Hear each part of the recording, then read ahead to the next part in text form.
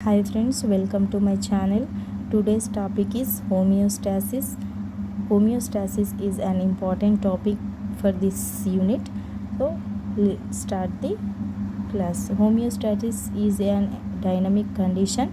It is the ability of body to maintain an equilibrium within its internal environment when dealing with the external changes. So external environmental changes జరిగినప్పుడు మన బాడీలోని ఫ్లూయిడ్స్లోని components volumes అనేవి ఈక్విలిబ్రియంగా maintain చేయడాన్ని homeostasis అంటాము. ఈ homeostasis as an important aspects of homeostasis is maintain the volume and composition of body fluids.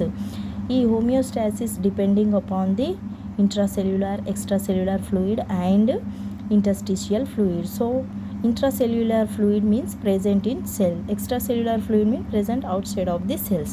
Interstitial fluid means it fills the narrow spaces between cells of the tissues.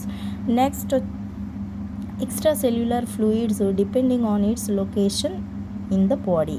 Extracellular fluid within blood vessels is called blood plasma. Extracellular fluid within lymphatic vessels, it is called lymph. Extracellular fluid in joints, it's synovial fluid. Extracellular fluid around the brain and spinal cord, it's called cerebrospinal fluid. Extracellular fluid of eyes is called aqueous humorous. The proper functioning of body cells depending on composition of the interstitial fluid surrounding them.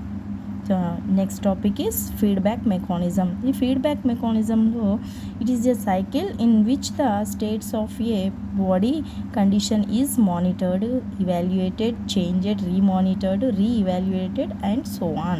So ఈ feedback సిస్టంలో ఒక cycle ఉంటుంది. ఆ cycle అనేది first end వరకు మళ్ళీ restart అవుతుంది. So each monitored variables such as body temperature, blood pressure, blood glucose in term as a controlled condition.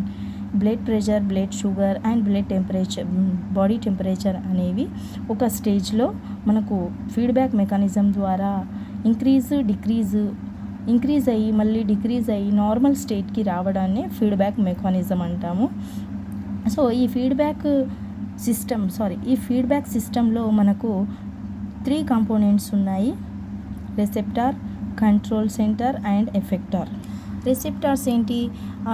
External environmental యొక్క చేంజెస్ని రిసీవ్ చేసుకుంటాయి, వాటిని కంట్రోల్ సెంటర్కి సెండ్ చేస్తాయి. కంట్రోల్ సెంటర్లో మనకు హార్మోన్స్ రిలీజ్ అయ్యి వాటిని కంట్రోల్ చేసి and effect of the organs or effect of the ప్లేస్కి పంపిస్తాయి. సో ఈ ఎఫెక్ట్ ఆఫ్ ది ప్లేస్ అనేది చేంజ్ అవుతుంది and control the condition to maintain the homeostasis.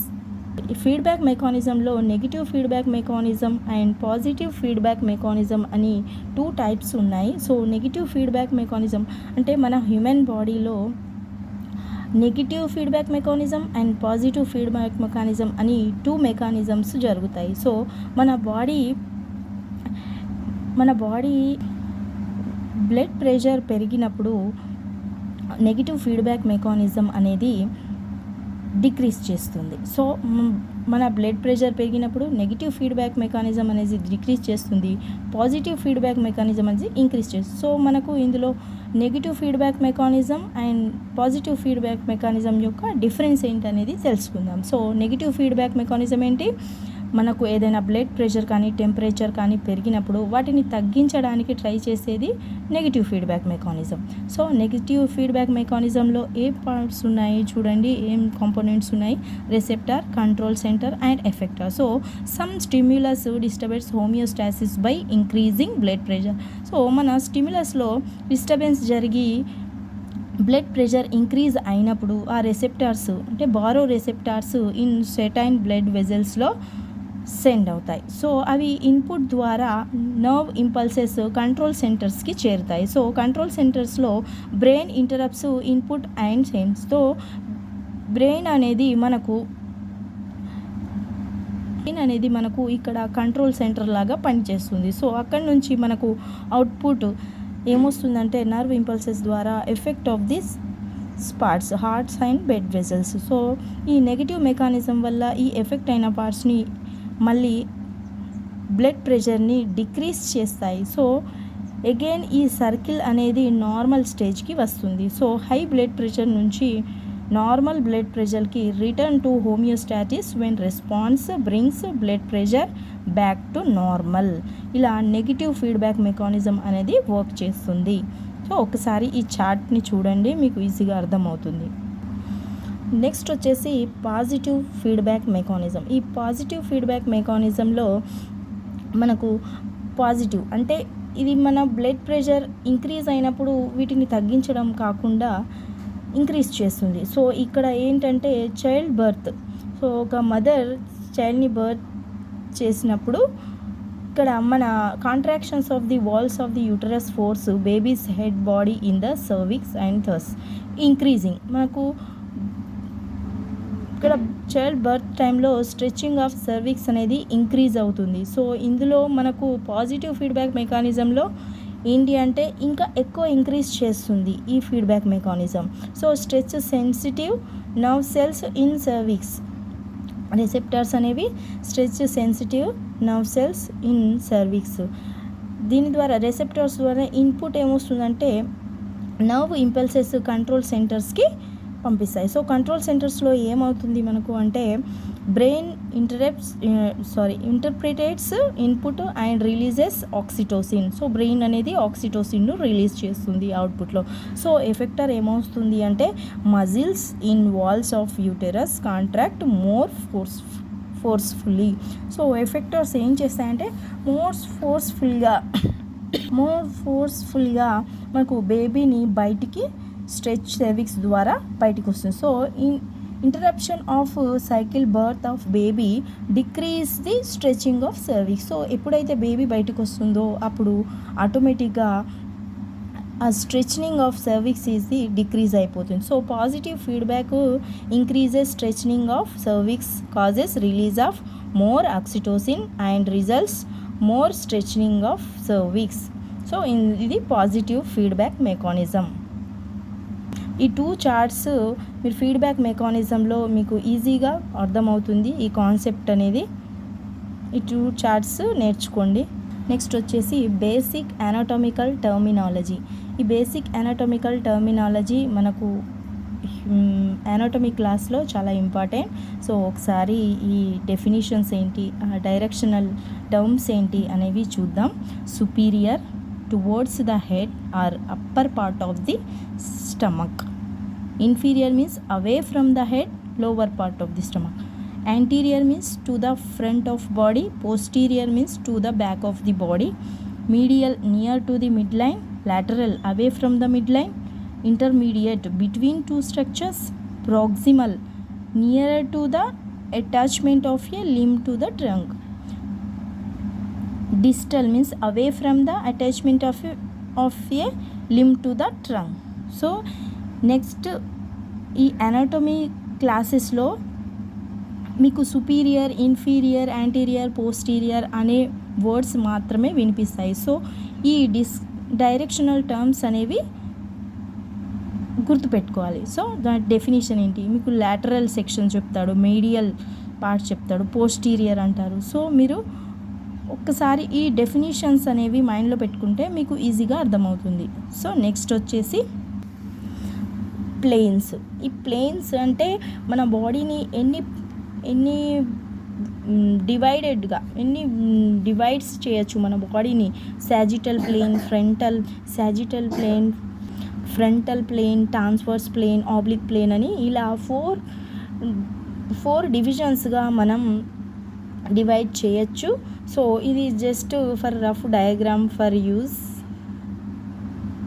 ఒకసారి దీన్ని అబ్జర్వ్ చేయండి ఈ డయాగ్రామ్ని. ఈ ప్లేన్స్ అనేవి ఇలా మనం ఇలా గీసాను just for rough నోట్స్లో.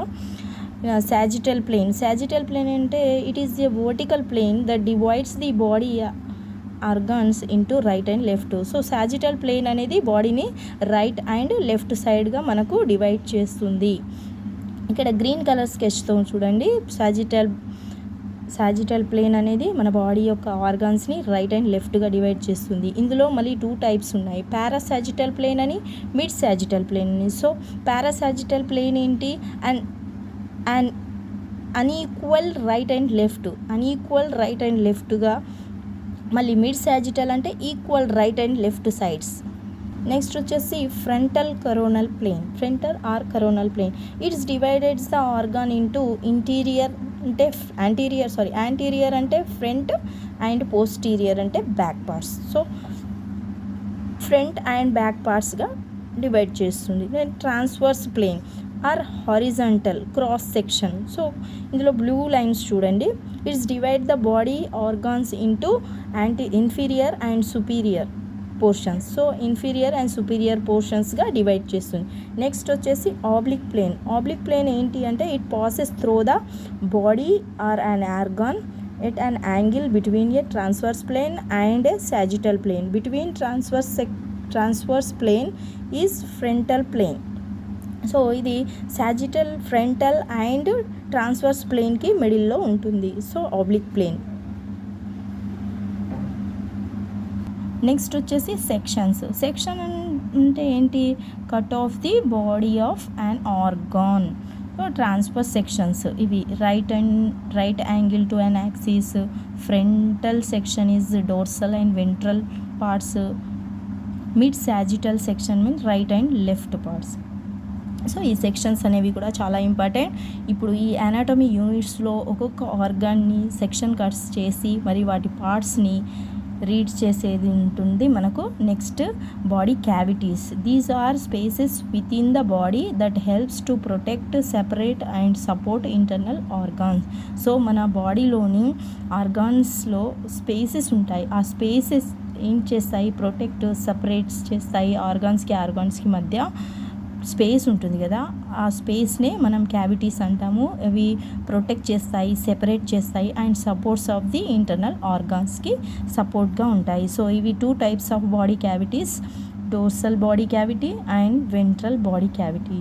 Dorsal ventral క్యావిటీలో cranial cavity and vertebral cavity. Cranial అనగానే మనకు హెడ్లో ఉండే క్యావిటీస్, వర్టిబ్రల్ అనగానే మన వర్టిబ్రాలో ఉండే cavities. So ventral body cavities, వెంట్రల్లో మళ్ళీ 3 ఉన్నాయి, ఇన్ఫీరియర్, సుపీరియర్ అండ్ థొరాసిక్. థొరాసిక్లో మళ్ళీ 3 టైప్స్ ఉన్నాయి, pleural cavity and pericardial cavity, mediastinum. Ventral body క్యావిటీలో మళ్ళీ అబ్డామినో పెల్విక్ క్యావిటీస్ ఉంటాయి. ఇందులో 2 పోర్షన్స్ ఉంటాయి, abdominal cavity superior of the stomach, spleen, liver, gall bladder, small intestine and pelvic cavity is inferior, urinary bladder portion of the large intestine and internal organs of the reproductive system. ఈ cavities గురించి మనకు చిన్న introduction మాత్రమే ఉంది. ఆ next క్లాస్లో మీకు దీని గురించి డీటెయిల్గా చెప్తాను. So thank you for watching.